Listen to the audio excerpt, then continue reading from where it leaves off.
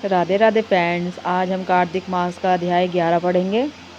एक समय नारद जी श्री व्यासी से पूछने लगे कि हे व्यास जी, गृहस्थ आश्रम में सब आश्रमों से उत्तम क्यों माना गया है। तब व्यास जी ने कहा, जैसे सब नदियाँ समुद्र में आश्रय पाती हैं और सब जीव माता का आश्रय पाकर ही जीवित रहती हैं, 6 प्रकार के भिक्षुक, ब्रह्मचारी, सन्यासी, विद्यार्थी, गुरुपूजक, यात्री तथा जीविका रहित ये सब गृहस्थों का ही आश्रय पाते हैं। फिर व्यास जी बोले, हे नारद, अब तुम अति पुण्य देने वाले एक पुरातन इतिहास सुनो।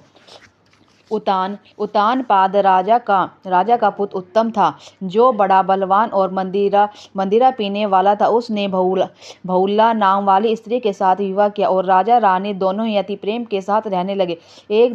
एक समय राजा ने वेश्या का नृत्य देखते हुए मदिरा पान किया और रानी को भी मदिरा पान के लिए कहा, परंतु रानी ने उसका कहना नहीं माना। इस पर राजा ने क्रोधित होकर अपने अनुचरों को आज्ञा दी कि वह रानी को किसी निर्जन वन में छोड़ आए। तत्पश्चात राजा रानी के वियोग में दुखी तो हुआ, मगर उसने दूसरा विवाह नहीं किया और प्रजा की पुत्र के समान पालन करने लगा। एक दिन एक ब्राह्मण राजा के पास आकर कहने लगा कि हे राजन, कोई मेरी स्त्री का अपहरण करके ले गया है।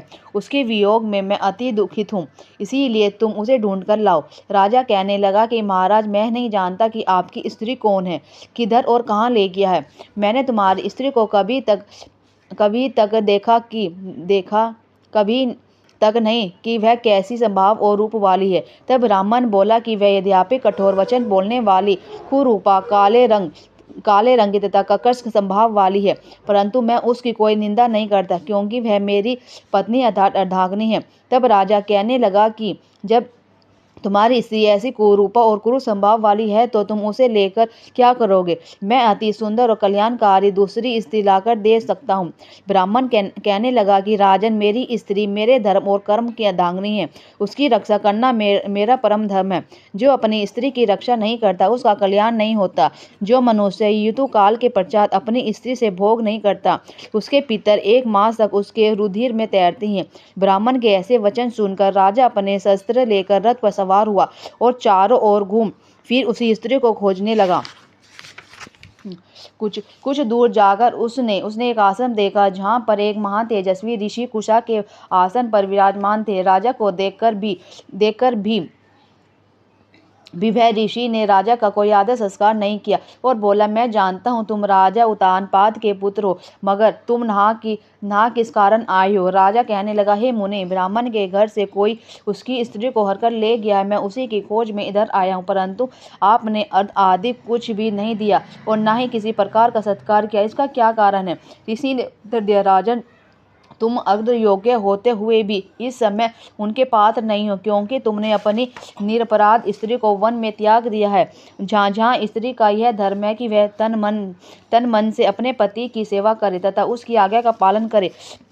वह पुरुष का भी धर्म है कि वह अपनी स्त्री का यथाचित सम्मान करे। जिस घर में स्त्रियों का मान होता है वहाँ पर देवताओं का वास होता है, जहाँ स्त्रियों का अनादर होता है वहाँ का भी सुख शांति नहीं रहती। इतना सुन लज्जा युक्त पूछने लगा कि भगवान, आप भूत, भविष्य और वर्तमान तीनों काल को जानने वाले हैं, इसीलिए कृपा करके बताइए कि ब्राह्मण की स्त्री को कौन और कहाँ हर ले गया है। ऋषि कहने लगे कि राजन, अदिति का पुत्र बलाग नामक राक्षस उस ब्राह्मण को उत्पलाव्रत वन में हर कर ले गया है। सो राजा और उसको ढूंढकर ब्राह्मण का सहयोग कराओ। राजा ने मुनि को प्रणाम किया और मार्ग पर जाकर उत्पलाव वन में जा पहुंचा। वहां जाकर देखा कि जैसा ब्राह्मण ने बताया था वैसा ही उसका रंग रूप देखकर राजा ने उसे पहचान लिया और कहा कि हे कल्याणी, तुम कौन हो, इस वन में कैसे आई। ब्राह्मणी बोली, मैं अतिरात ब्राह्मण की पुत्री और विलाप पुत्र की स्त्री हूँ। मैं अपने घर में अकेली सो रही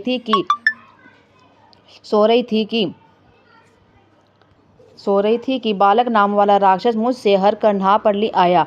नहा लाने के बाद ना तो उसने कभी बात को कष्ट दिया और ना ही मेरा सतीत्व नष्ट करने की चेतना की। इतना होने पर भी मैं नहा अत्यंत दुखी हूँ। राजा ने कहा कि हे ब्राह्मणी, वह राक्षस कहाँ है। मुझको तुम्हारे पति पति ने ढूंढने के लिए भेजा है। ब्राह्मणी ने कहा कि वह इस वन में अमुक स्थान में गया है। तब राजा ने ब्राह्मणी के बताए हुए स्थान पर जाकर राजा को देखा।